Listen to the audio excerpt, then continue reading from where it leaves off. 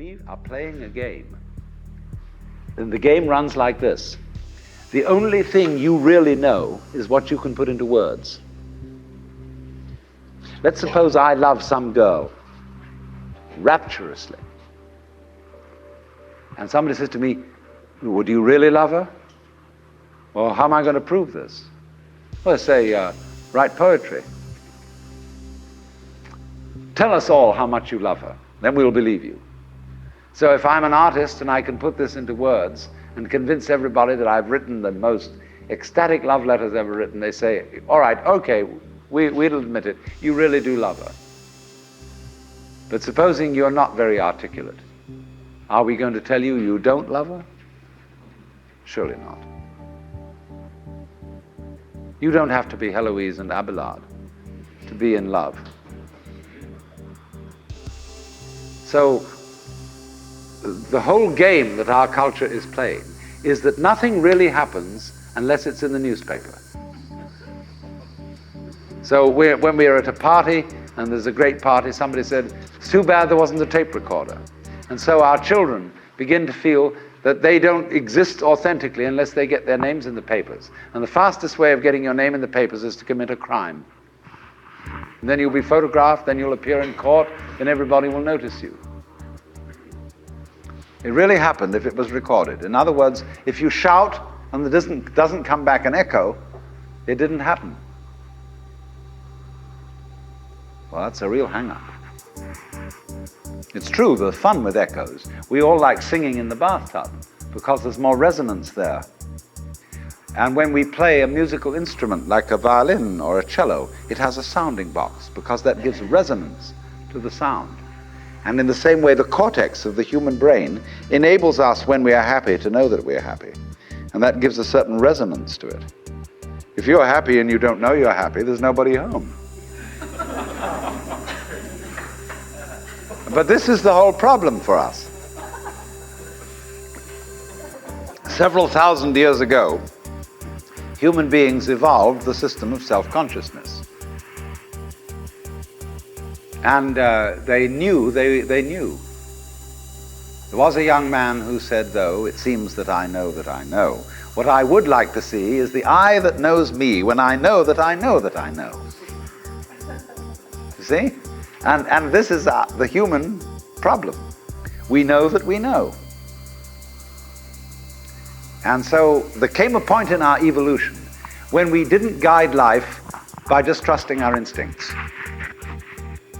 and had to think about it, and had to purposely arrange and discipline and push our lives around in accordance with foresight and words and systems of symbols, accountancy, calculation, and so on. And then we worry. Once you start thinking about things, you worry as to whether you've thought enough. Did you really take all the details into consideration? Was every fact properly reviewed? And by Jove, the more you think about it, the more you realize that you really couldn't take everything into consideration, because all the variables in any human decision are incalculable. So you get anxiety. And this, though, also, this is the price you pay for knowing that you know, for being able to think about thinking, to feel about feeling. And so you're in this funny position. Now then, do you see that this is simultaneously an advantage and a terrible disadvantage? What has happened here is that by having a certain kind of consciousness, a certain kind of reflexive consciousness, being aware of being aware, being able to represent what goes on fundamentally in terms of a system of symbols, such as words, such as numbers. You put, as it were, two lives together at once, one representing the other.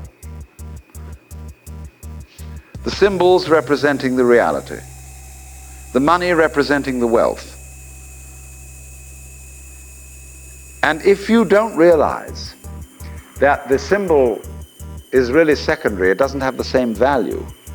You know, people go to the supermarket and they get a whole cartload of goodies and they drive it through, and then the clerk fixes up the counter and this long tape comes out. And you say, $30, please. And everybody feels depressed. Because they give away $30 worth of paper, but they've got a cartload of goodies. They don't think about that. They think they just lost $30. But you've got the real wealth in the cart. All you parted with was the paper. Because the paper in our system becomes more valuable than the wealth. It represents power, potentiality, whereas the wealth, you think, oh, well, that's just necessary. You've got to eat. Well, I mean, that's to be really mixed up.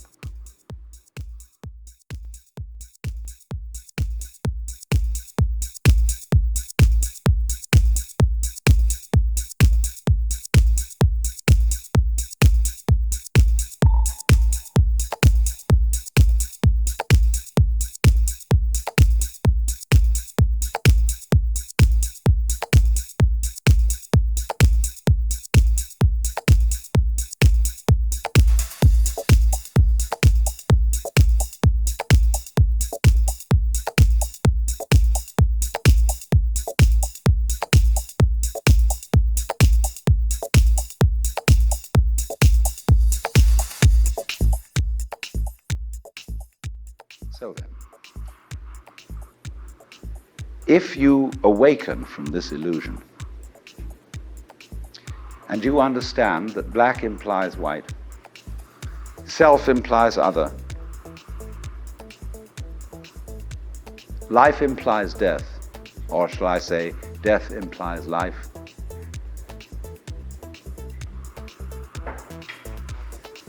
you can feel yourself not as a stranger in the world, not as something here on probation, not as something that has arrived here by fluke, but you can begin to feel your own existence as absolutely fundamental.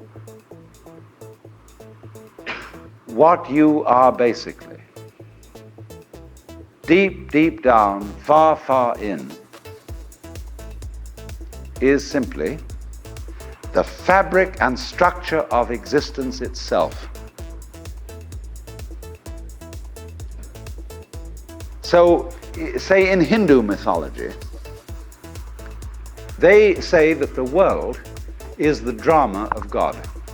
God is not something in Hindu mythology with a white beard that sits on a throne and that has royal prerogatives.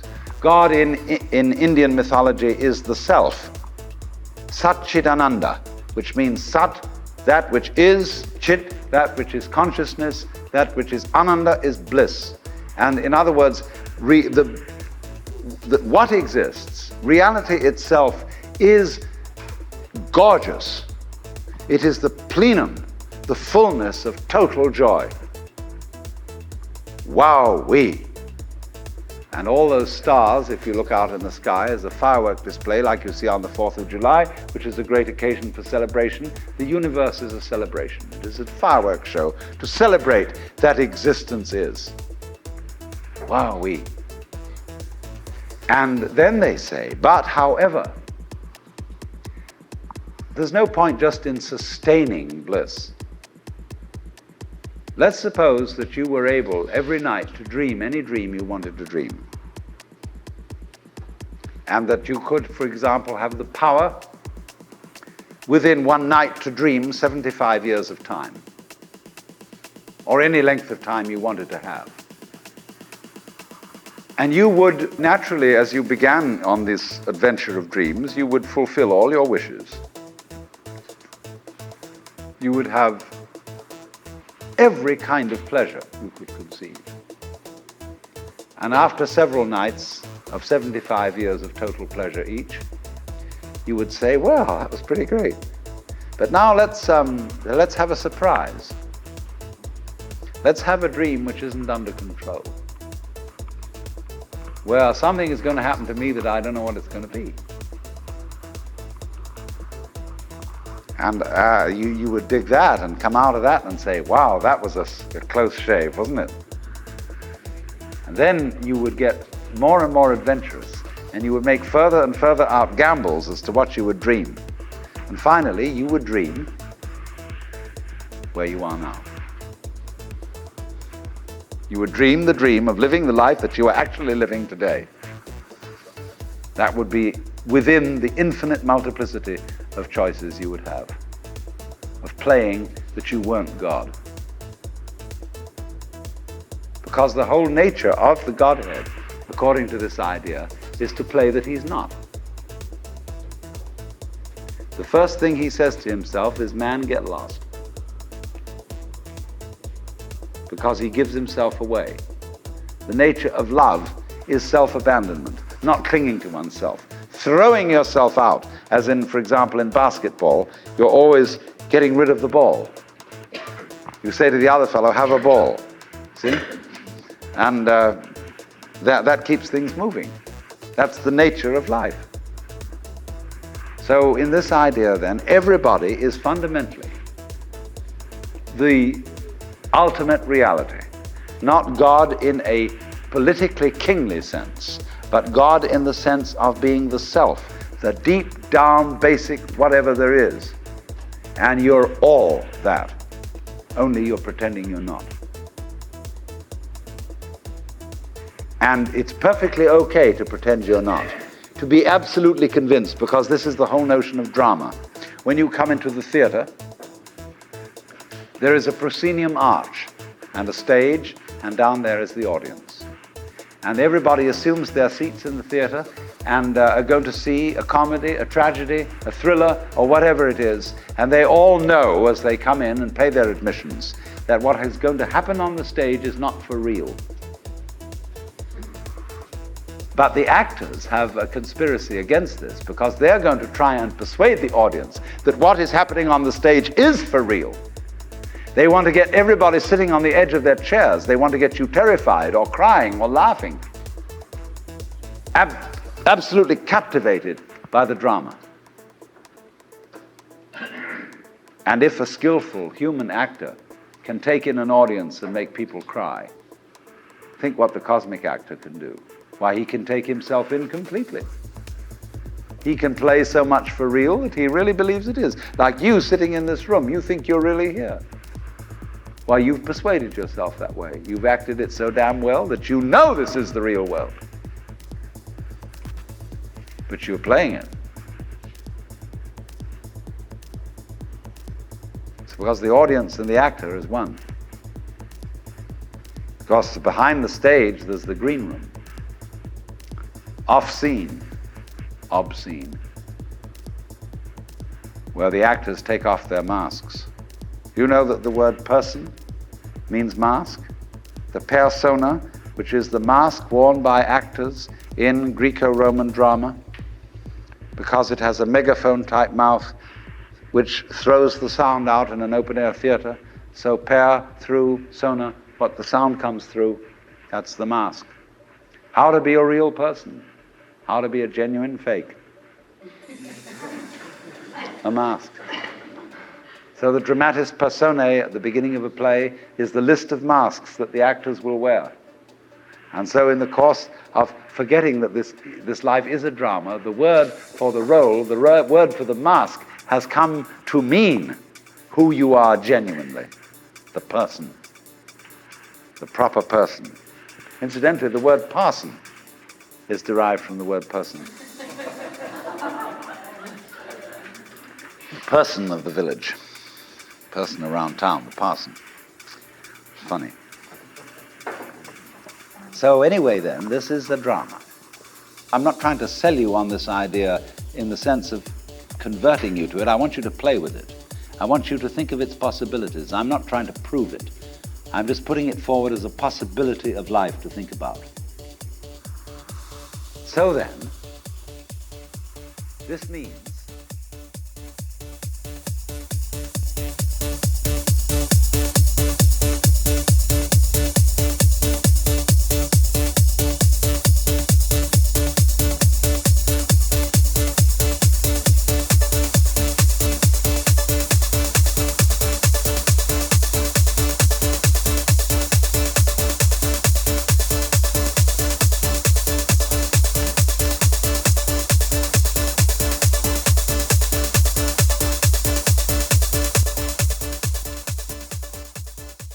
into the unitive world underneath, underlying and supporting the everyday practical world, there have to be certain alterations in one's common sense.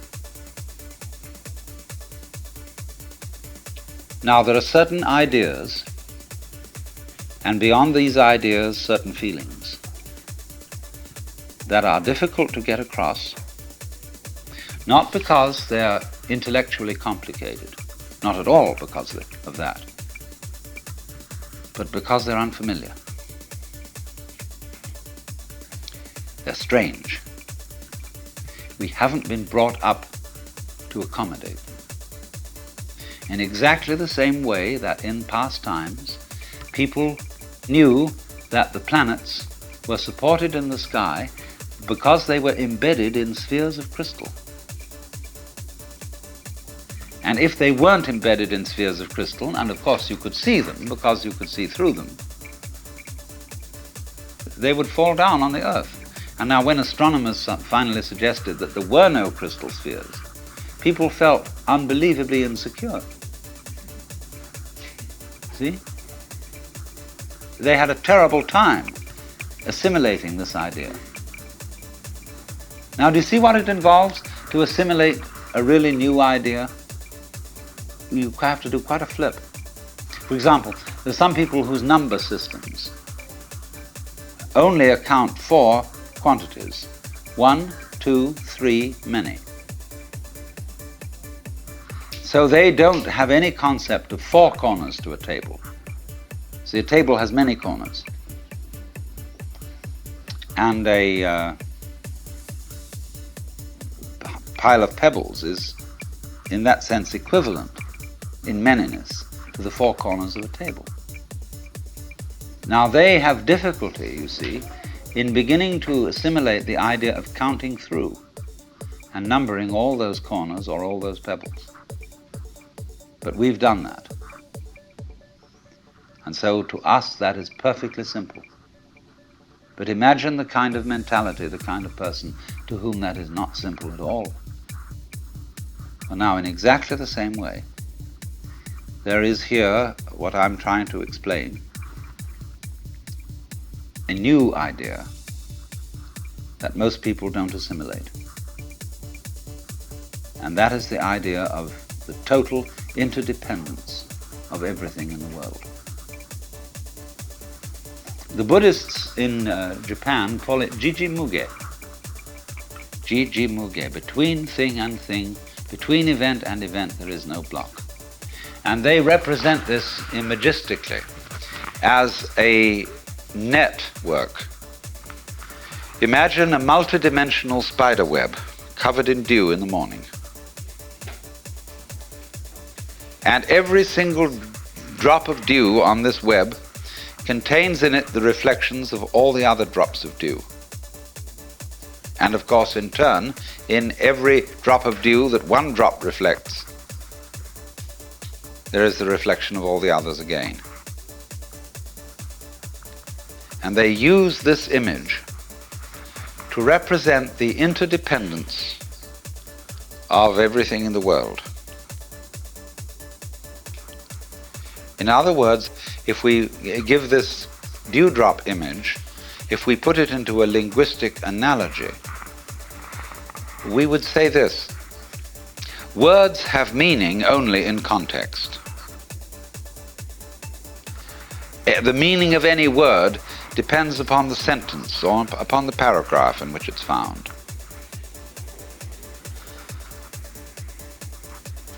So that if I say, this tree has no bark, that's one thing. And if I say, this dog has no bark, that's another thing.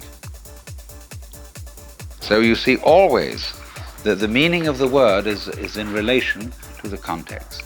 Now, in exactly the same way, the meaning as well as the existence of an individual person, an organism, is in relation to the context.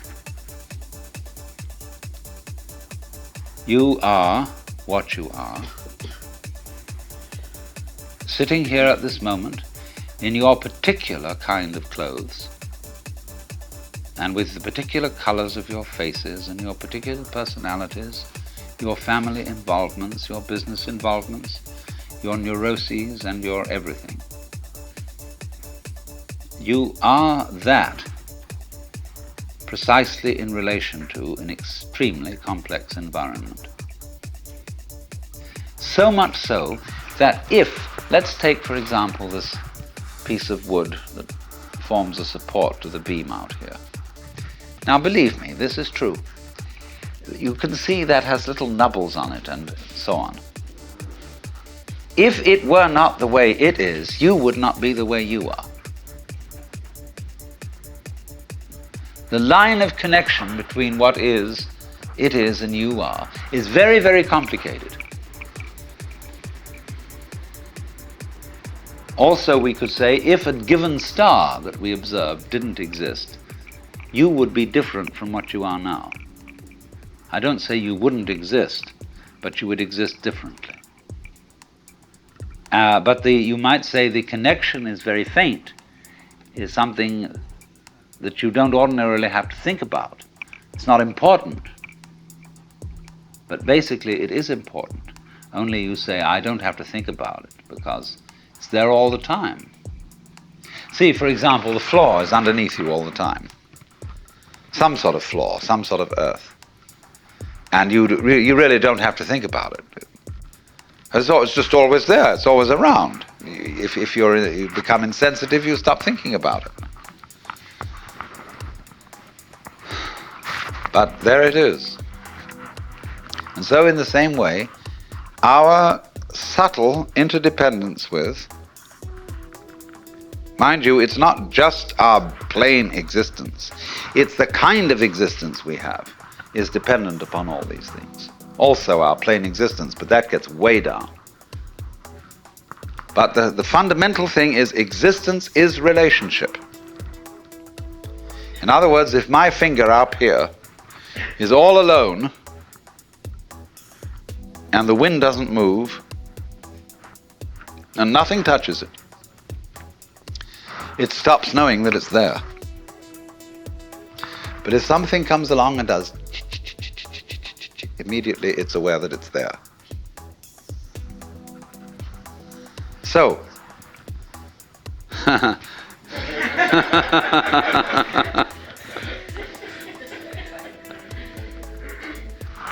you see, it takes two. We could have so much fun, but it takes more than one. And she don't want it.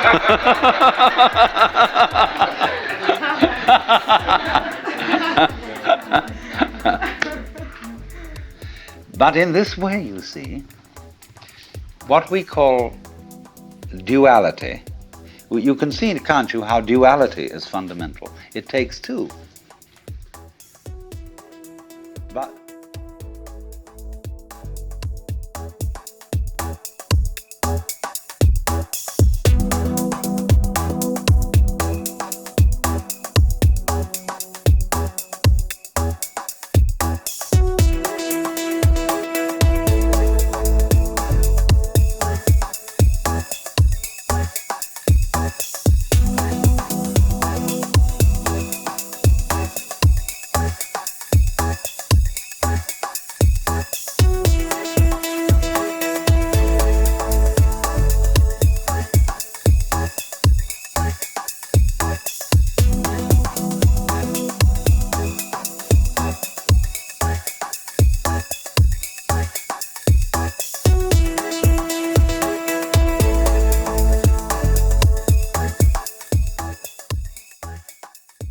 exploring the theme of the web of life, I have thus far discussed two principal topics.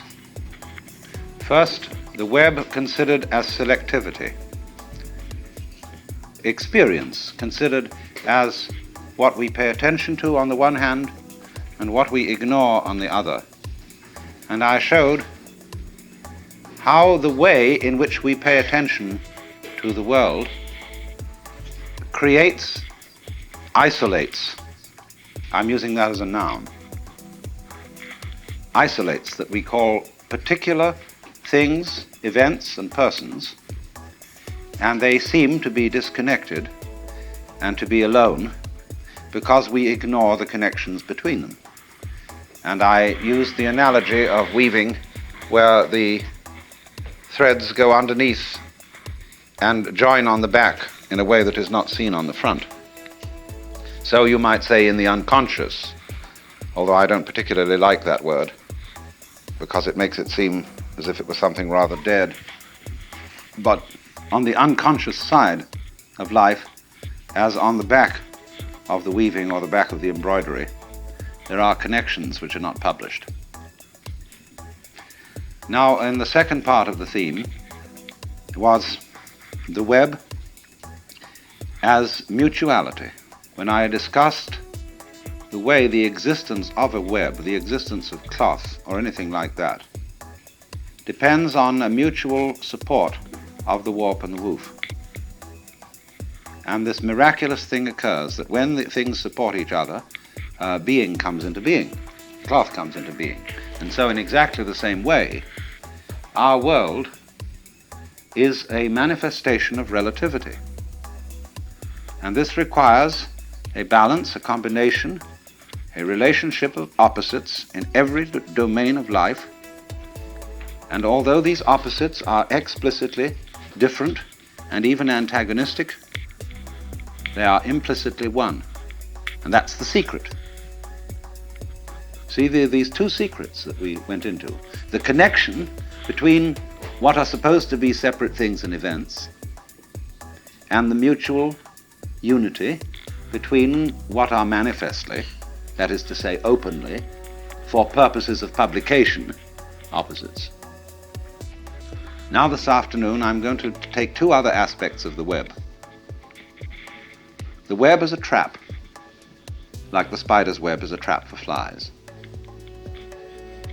Also, the lovely embroideries are worn by women as traps for men, from a certain point of view.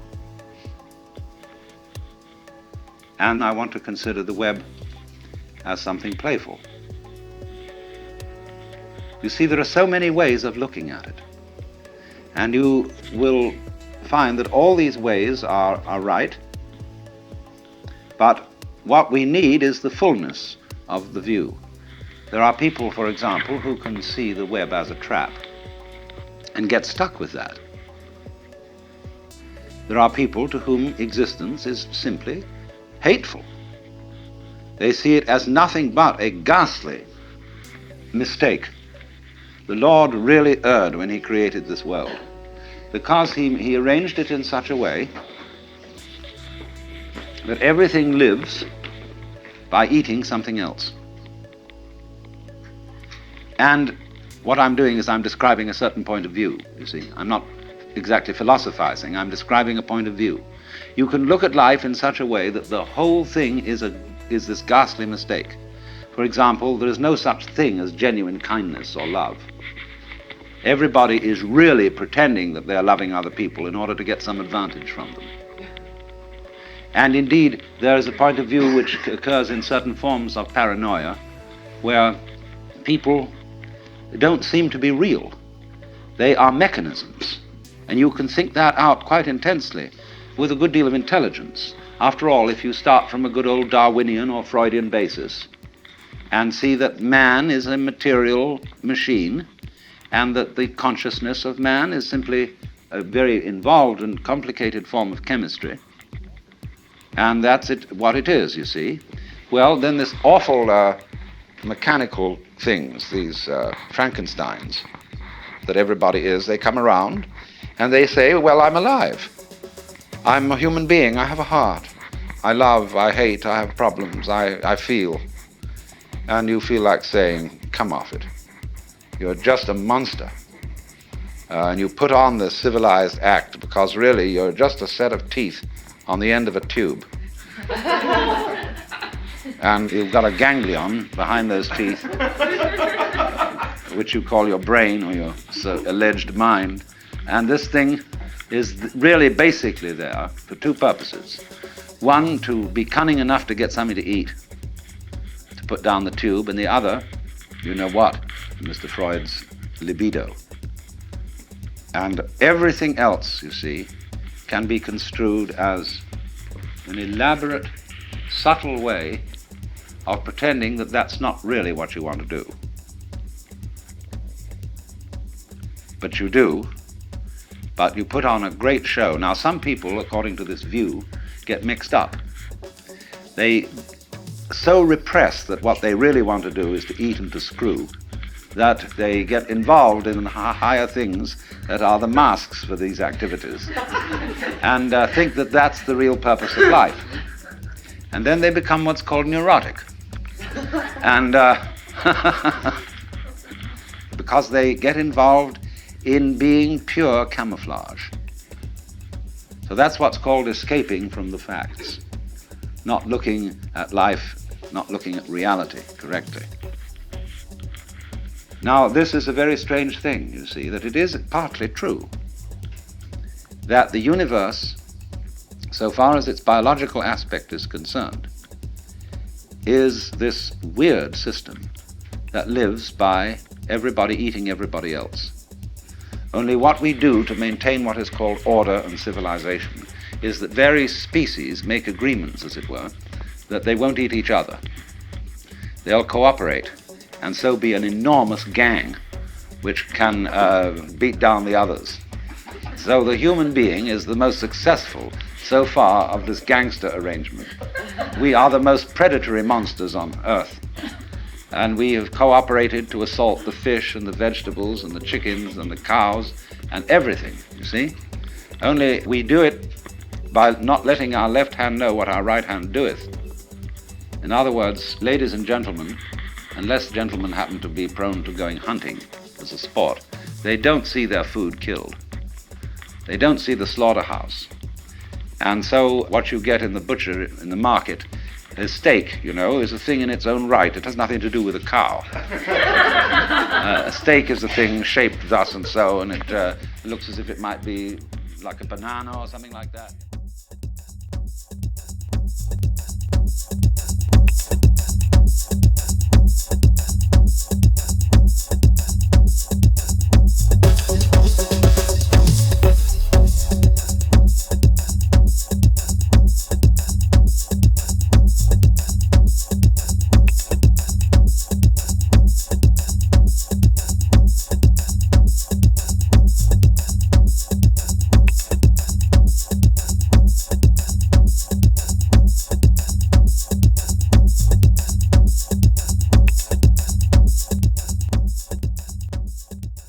If we can see the first part, which is that the ego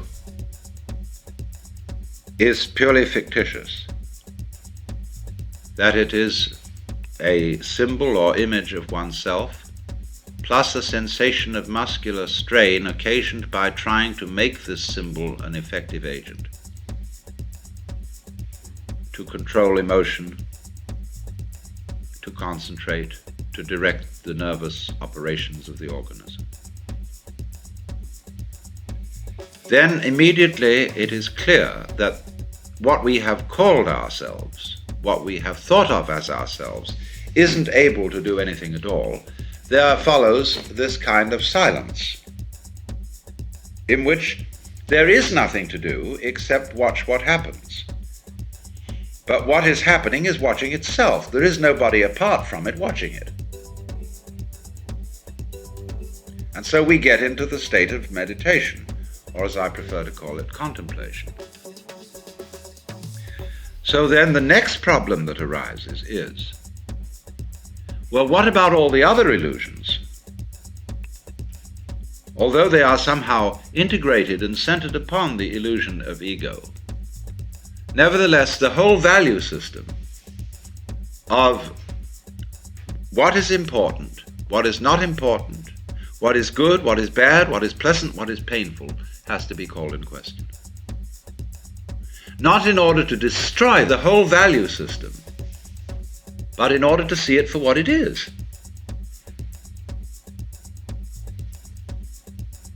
And that's where we will object and say, well, surely that's a colossally difficult task because we are so long habituated to it. And we have been taught to believe that the longer we have been habituated to something, the more difficult it is to change it. And that is true if you believe it. And if you don't, it isn't. So that's why it's always emphasized, at any rate in Zen, that when anything is to be done, it should be done immediately, without thinking it over in advance. Act at once. And you'll find that characteristic of people trained in Zen. They always act immediately. They don't say, when should we do this, sort of thing. They just do it. Because that doesn't build up. It gives no time for the building up of all this reflection of, well, I've done this way for a long time, and I really feel kind of draggy about doing it another way. Yeah, it's like some people eat the same thing every day. And the idea of suddenly eating something else seems absolutely weird. I remember when I used to have lunch in London, in the city of London. I used to go to a very rather fancy sandwich bar. And there was a very square young man in a derby hat who ordered exactly the same lunch every day. Fantastic. And so it came that the man who served the bar, the moment he saw him coming in at the door, he had it there. And he would have had a real qualm if somebody had suggested that instead of having a beef sandwich, he should have a smoked salmon one.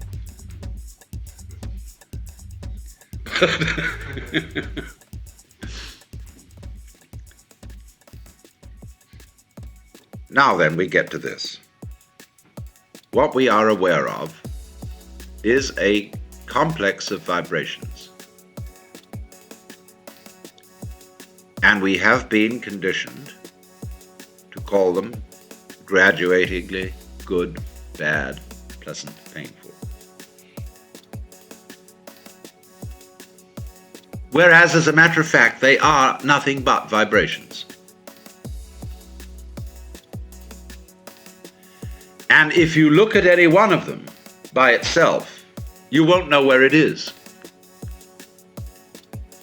That is to say, if you only know red, you can't see that it's red. You can only know that this is red by contrast with yellow and green and blue and violet.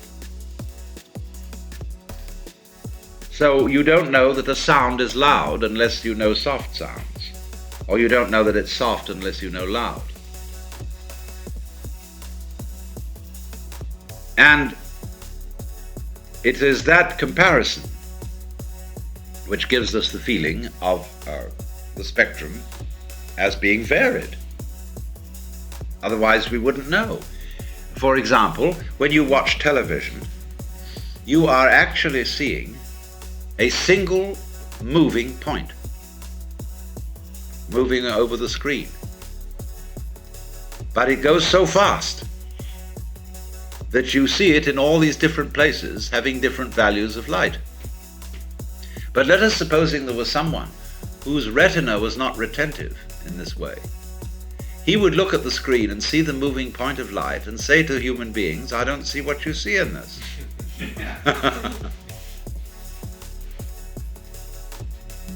Now, can we, therefore, get back not only to the situation where we see that the ego is a mere construct, but also where we see that all the values we put on the vibrations are arbitrary, and that we get to a position where we see the vibrations simply as the vibrations.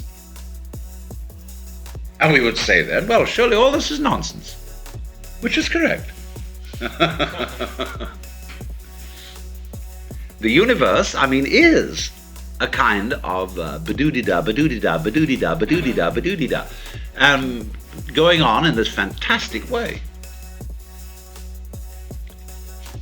This is why music can be used as a meditative technique. Because a lot of music is nonsense. It doesn't mean anything.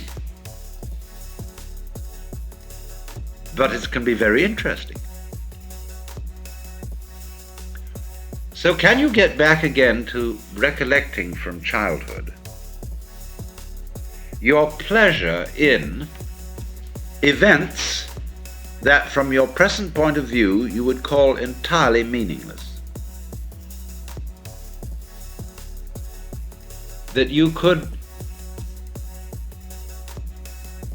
listen to a sound like a twanging metal and it goes boing, boing, boing, boing, and that's fascinating. Boing. It's just boing. And that's all it is. See?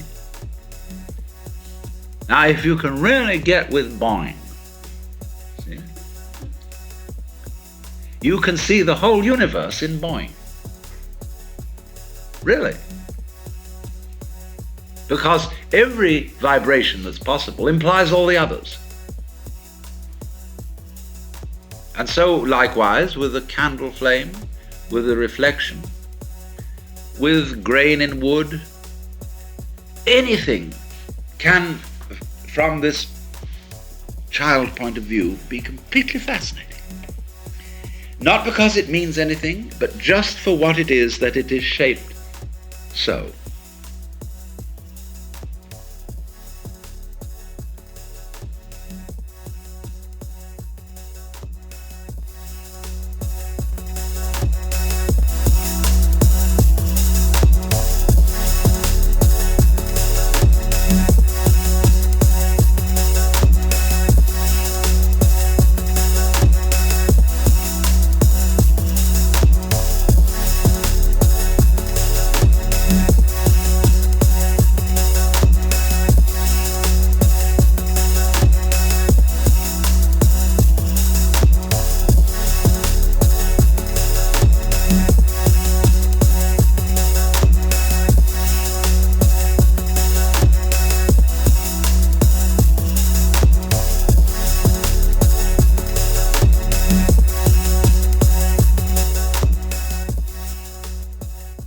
Understand as one of the fundamental points of Buddhism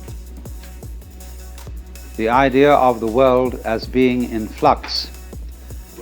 I gave you the Sanskrit word anitya as one of the characteristics of being, emphasized by the Buddha along with anatman, the unreality of a permanent self, and dukkha, the sense of frustration. Dukkha really arises from a person's failure to accept the other two characteristics, lack of permanent self and change. You see, in Buddhism, the feeling that we have of an enduring organism, I meet you today and I see you, and then tomorrow I meet you again and you look pretty much as you looked yesterday, and so I consider that you're the same person. But you aren't. Not really. When I watch a whirlpool in a stream, here's the stream flowing along, and there's always a whirlpool, like the one at Niagara. But that whirlpool never really holds any water. The water is all the time rushing through it. In the same way, a university, the University of California, what is it? The students change at least every 4 years. The faculty changes at a somewhat slower rate. The building changes. They knock them down and put up new ones. The administration changes. So what is the University of California? It's a pattern, a doing of a particular kind. And so in just precisely that way, every one of us is a whirlpool in the tide of existence. And we are in every cell in our body, every molecule, every atom is in constant flux, and nothing can be pinned down. You know, you can put bands on pigeons or migrating birds and identify them and follow them and find out where they go. But you can't tag atoms, much less electrons. They have a curious way of appearing and disappearing. And one of the great puzzles is, in physics, what are electrons doing when we're not looking at them? Because our observation of them has to modify their behavior. We can't see an electron without putting it in an experimental situation where our examination of it in some way changes it. What we would like to know is what it's doing when we're not looking at it. Does the light in the refrigerator really go off when we close the door? But this is fundamental, you see, to Buddhistic philosophy. The philosophy of change. From one point of view, change is just too bad. Everything flows away. And there's a kind of sadness in that, a kind of nostalgia, and there may be even a rage. Go not gently into that good night, but rage, rage at the dying of the light. But there's something curious. There can be a very fundamental change in one's attitude to the question of the world as fading. On the one hand, resentment, and on the other, delight. If you resist change, of course you must to some extent. When you meet another person, you don't want to be thoroughly rejected, but you love to feel a little resistance. Don't you? You know, you have a beautiful girl and you touch her. You don't want her to go blah. But so round, so firm, so fully packed. A little bit of resistance, you see, is great. So there must always be resistance in change, otherwise there couldn't be even change. There'd just be the world would go, and that'd be the end of it. But because there's always some resistance to change, there is a wonderful manifestation of form. There is a dance of life. But the human mind, as distinct from most animal minds, is terribly aware of time. And so we think a great deal about the future. And we know that every visible form is going to disappear and be replaced by so-called others. Are these others, or are they the same forms returning? Of course, that's a great puzzle. Are next year's leaves that come from a tree going to be the same as this year's leaves? What do you mean by the same? They'll be the same shape, they'll have the same botanical characteristics, but you'll be able to pick up a shriveled leaf from last autumn and say, look at the difference. This is last year's leaf, this is this year's leaf. And in that sense, they're not the same. What happens when any great musician plays a certain piece of music? He plays it today, and then he plays it again tomorrow.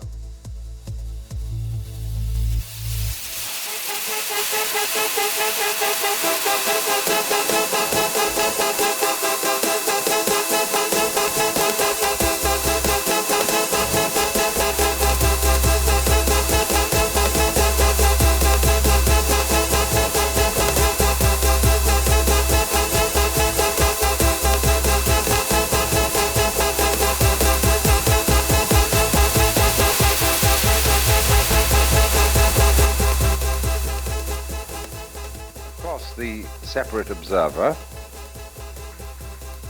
the thinker of the thoughts, is an abstraction which we create out of memory.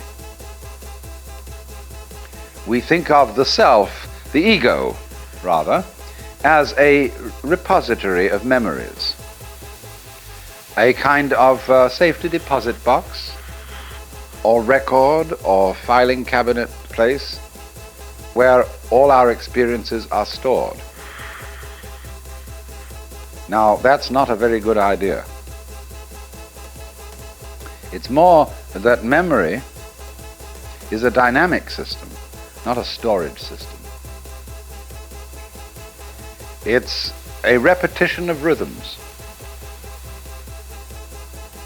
And these rhythms are all part and parcel of the ongoing flow of present experience.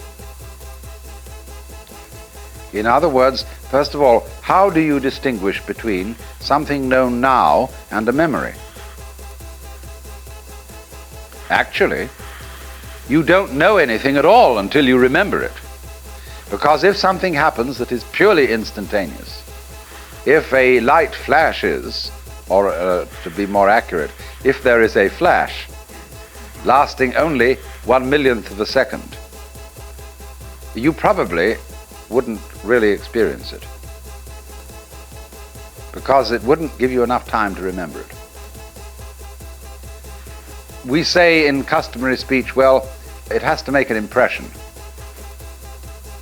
So in a way, all present knowledge is memory, because you look at something and for a while the rods and cones in your retina respond to that, and they do their stuff, jiggle, jiggle, jiggle. It's all vibration.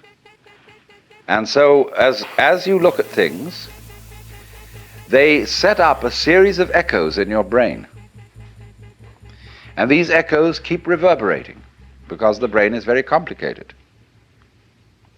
First of all, everything you know is remembered, but there is a way in which we distinguish between seeing somebody here now and the memory of having seen somebody else who is not here now, but whom you did see in the past, and you know perfectly well when you remember that other person's face, it's not an experience of the person being here.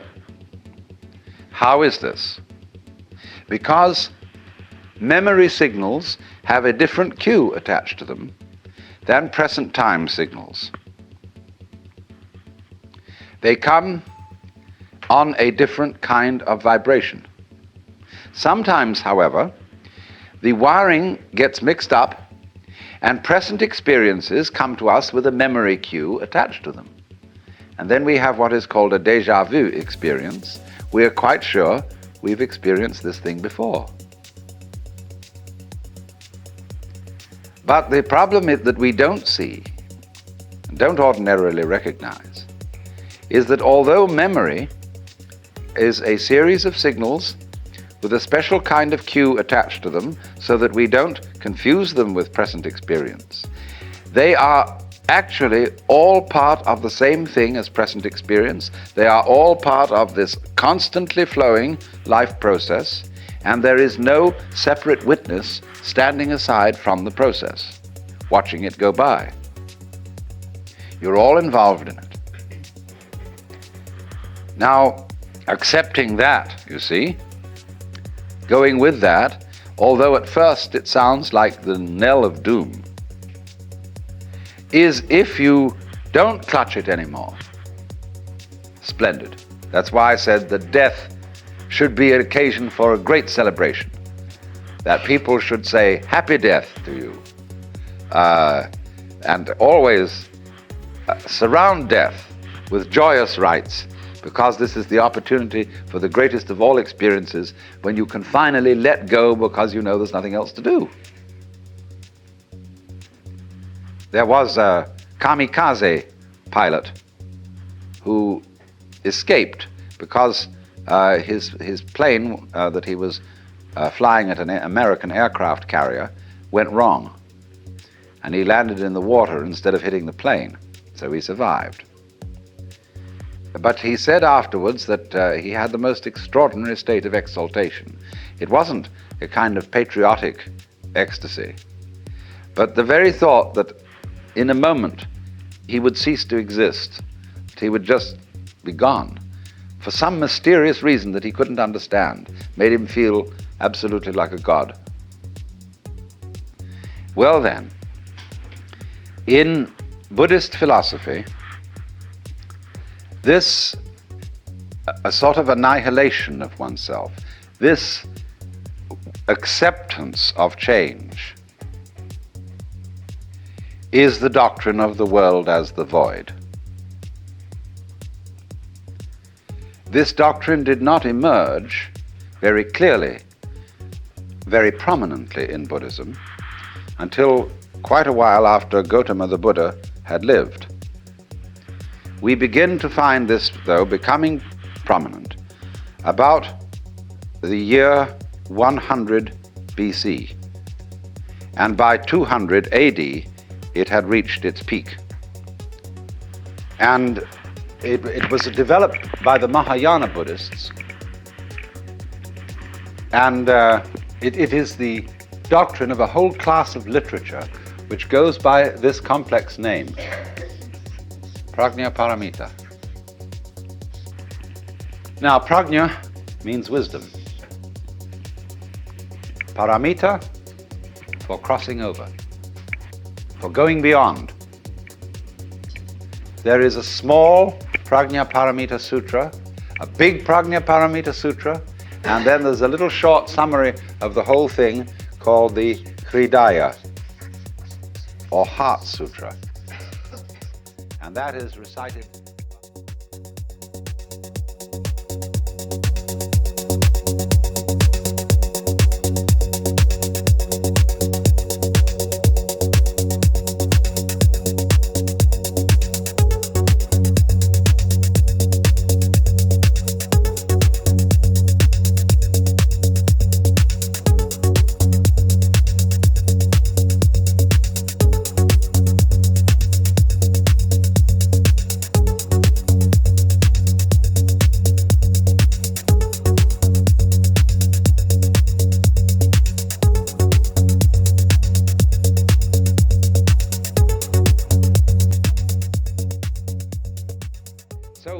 When the Hindu and Buddhist philosophers speak of detachment from all this apparent world of separate beings, detachment means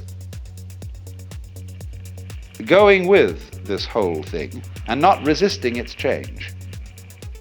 And you can afford to go with it. You can afford to get mixed up in life and to fall in love and to get involved with all sorts of things. You can afford it if you know that it's an illusion.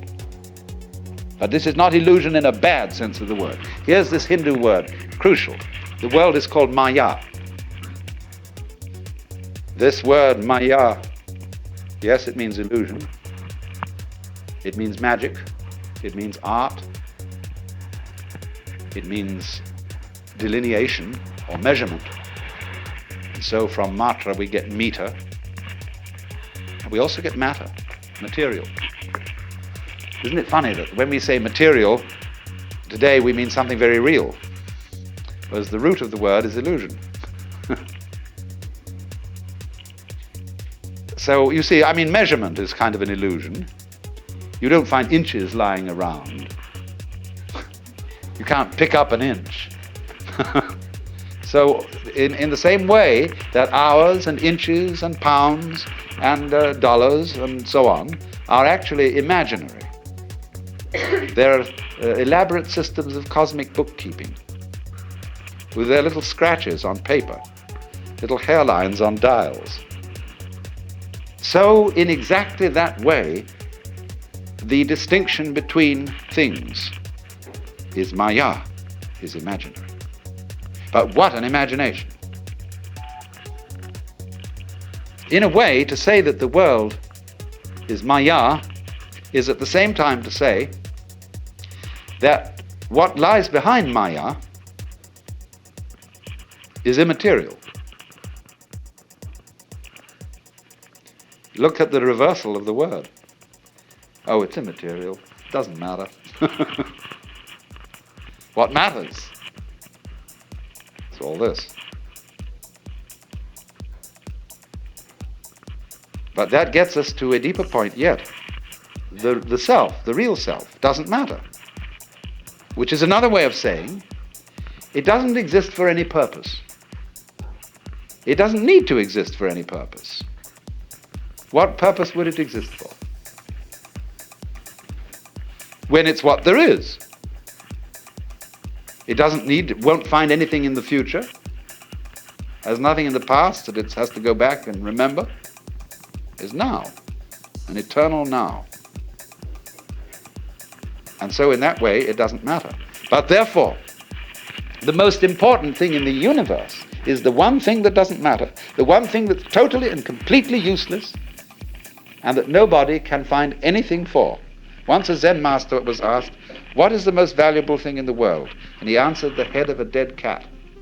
Why? Because no one can put a price on it. So this self, the Brahman, is like the head of a dead cat.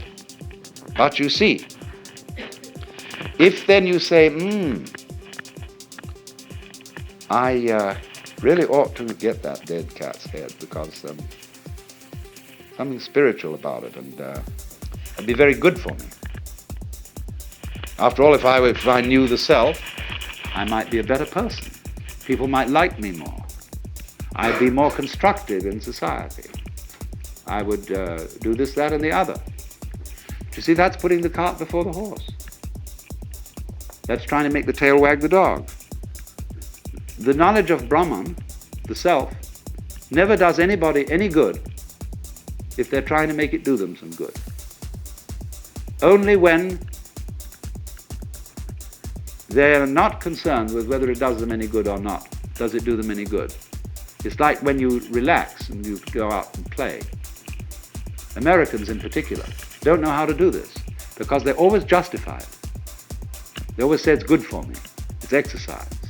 It's just a change from work and that'll be able to make me work better. See? Everything they do is done for some serious reason. The Protestant conscience. And so we never play, except very exceptionally. Because play is that which is done just for itself, for fun. So the self, the Atman, the Brahman, exists for fun. It has no reason to exist. It's completely useless. And it is, therefore, Maya is linked with the word lila. And that means play. Also, of course, the word illusion in English is derived from the Latin ludere, to play. So the nature, you might say, of the self is that it does no work. It only plays. Work is something serious, that you do for a purpose because you believe that you've got to go on living. You work to survive because you think you have to survive. That was one of the things they told you as a little child. You've got to go on, man. But you don't have to. This thing doesn't have to go on. That's why it does. I know that sounds paradoxical, but there's so many things in life that are like that. If I'm trying to impress people, I usually don't. If you try too hard with anything, you usually make a mess of it.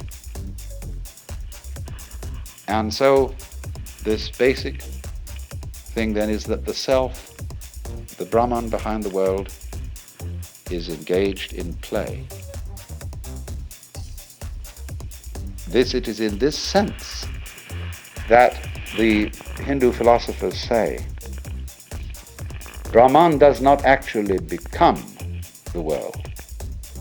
The meaning of that is he's playing and being it.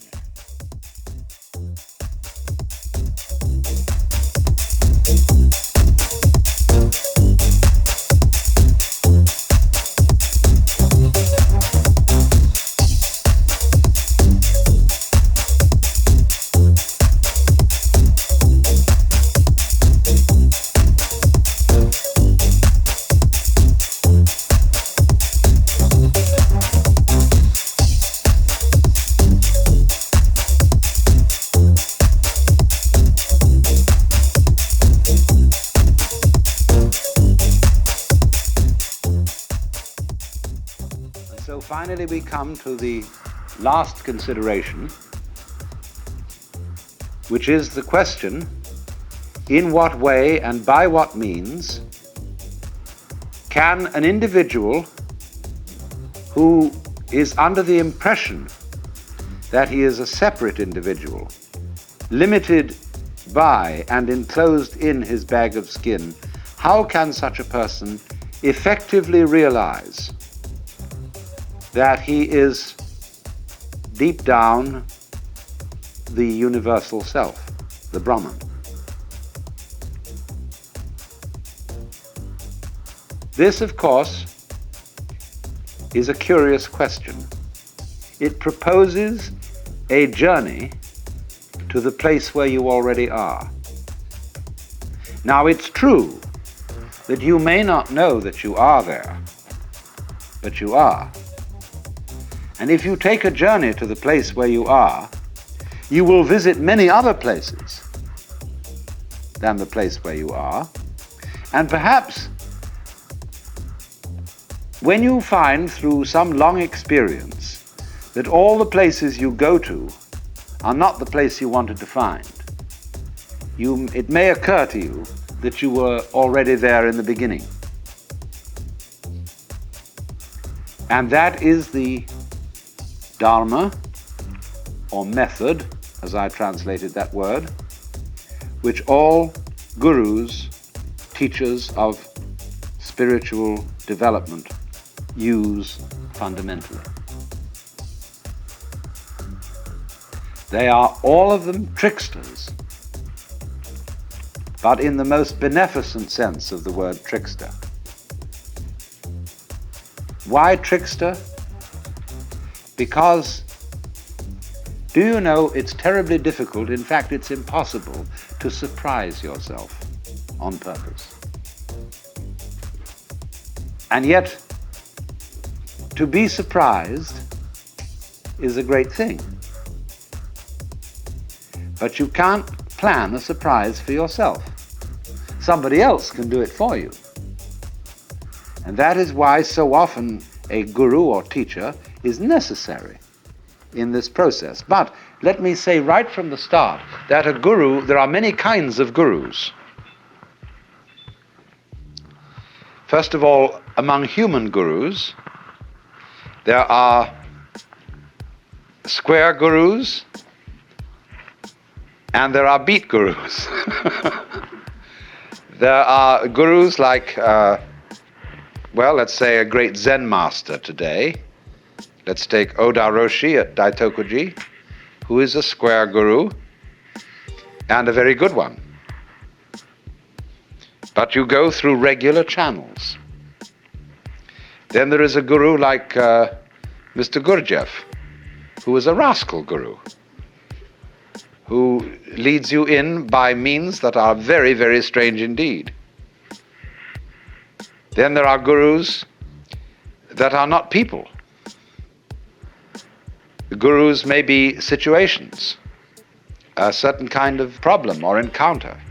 Even a book can to some extent be a guru. A friend can be a guru. I've often thought of writing a story about a man who is some sort of guru seeker and potential yogi, who goes one day into an automat and sits down at a table where there is another fellow, and he sort of thinks that this man looks wise, and he projects onto him the idea that he is a guru. And he says, "I feel there's something special about you."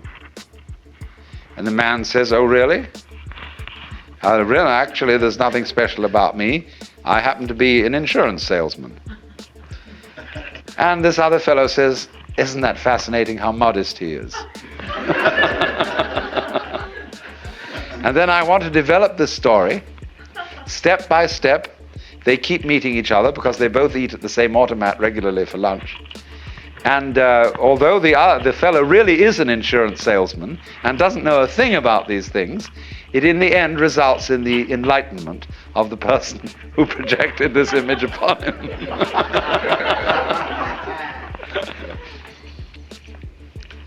So there are, as I say, many kinds of guru.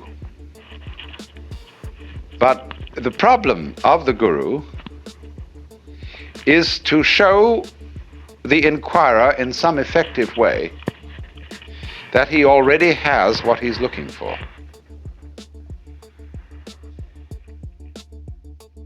Now,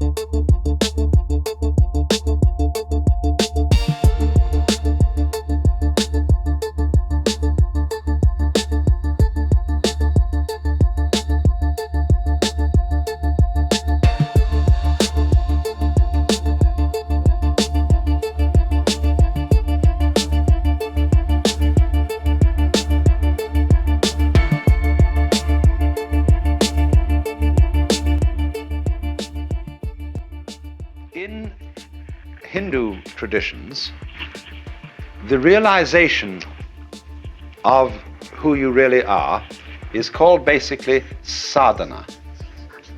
And sadhana means the discipline, the way of life that is necessary to follow in order to escape from the illusion that you are merely an skin-encapsulated ego. And sadhana comprises yoga, from the root yug, which means to join. And so from that, in Latin, we get jungere, to join, and in English, junction, and also yoke. And junction is also the word union, you see. All this derives from the Sanskrit root, yug. A yoke is also a discipline. When you yoke oxen, that is a kind of a discipline. Now, strictly speaking, in the very strictest sense, yoga means the state of union, the state in which the individual self,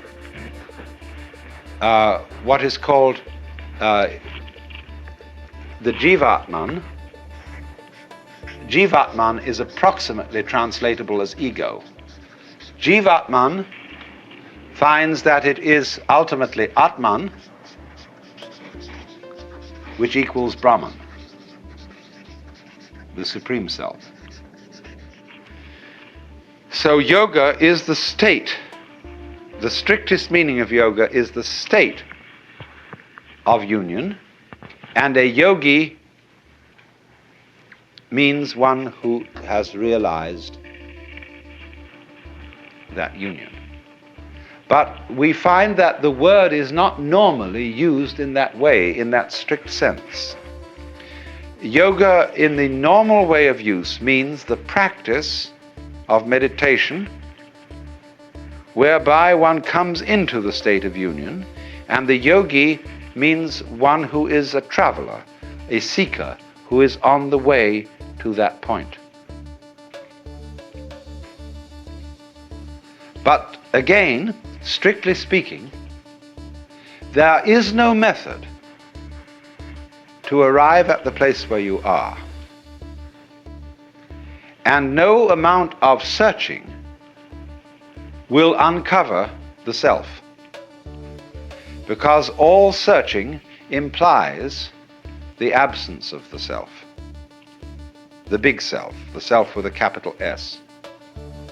So that to seek it is to thrust it away, and to practice a discipline to attain it is to postpone realizing. There is a famous Zen story told of a monk who was sitting in meditation, and the master came along and said, "What are you doing?"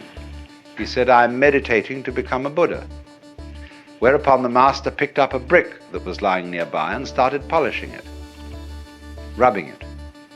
And the monk said, "What are you doing?" He said, "I'm rubbing this brick to make it a mirror."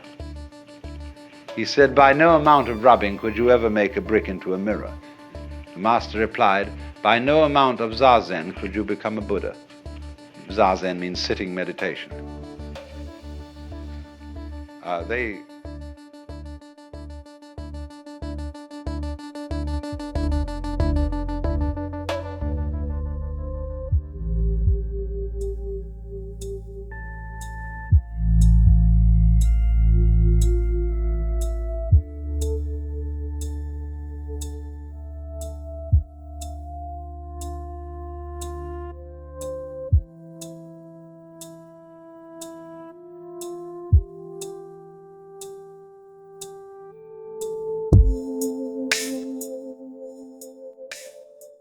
This doctrine of the void is really the basis of the whole Mahayana movement in Buddhism.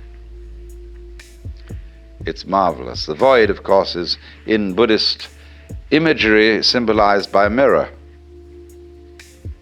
because a mirror has no color and yet reflects all colors. When this man I talked to you of, Huineng, said that you shouldn't just try to cultivate a blank mind, what he said was this: the void, shunyata, is like space.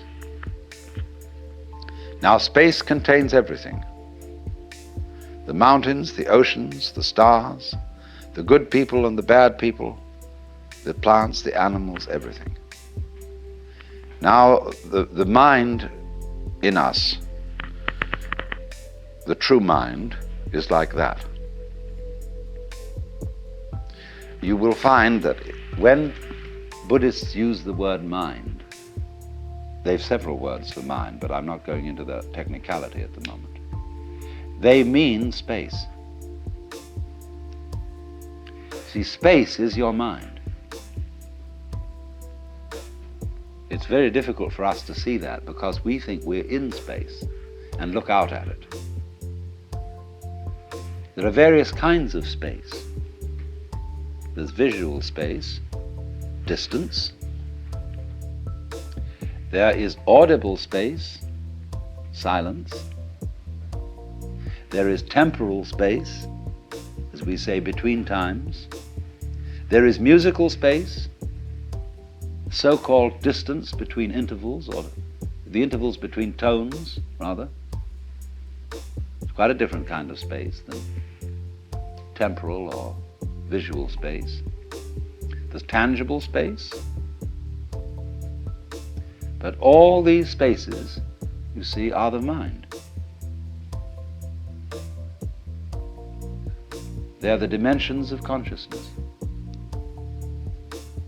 And so, this great space, which every one of us apprehends from a slightly different point of view, in which the universe moves, this is the mind.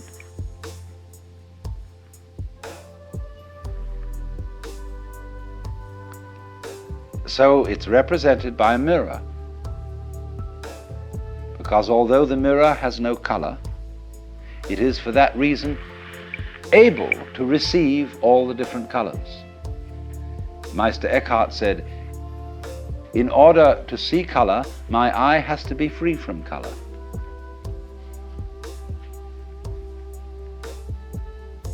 So in the same way, in order not only to see, but also to hear, to think, to feel, you have to have an empty head. And the reason why you are not aware of your brain cells, unless you're only aware of your brain cells if you get a tumor or something in the brain, when it gets sick. But in the ordinary way, you're totally unconscious of your brain cells. They're void. And for that reason, you see everything else.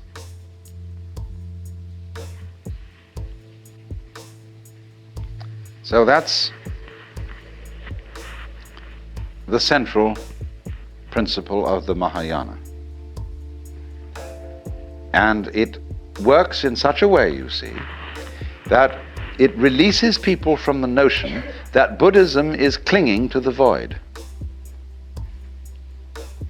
This was very important when Buddhism went into China. The Chinese really dug this, because Chinese are a very practical people. And when they found these Hindu Buddhist monks trying to empty their minds and to sit perfectly still and not to engage in any family activities, they were celibates, Chinese thought they were crazy. Why do that? And so the Chinese reformed Buddhism. And they allowed Buddhist priests to marry. And in fact, what they especially enjoyed was a sutra that came from India, in which a layman was a